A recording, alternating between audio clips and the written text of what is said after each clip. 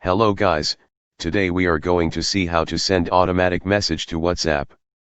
It is used to send unlimited message to any WhatsApp number, and it is used to irritate our friends. First of all, download the script and open it in terminal or command prompt or any code editor and run it. Enter the mobile number with the country code.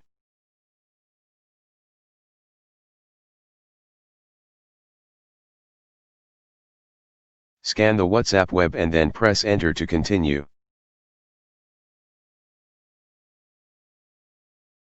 Enter the message to be sent.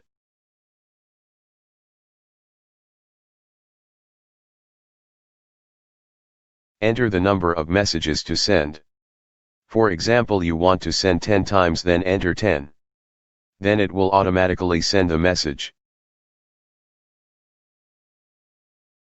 If you enter the number wrongly, then it will show that it is invalid number. Did you like the script? Then share and support. Click the download link to download the script. If you have any issue, then contact us. Script by Titan Hacking. Thank you.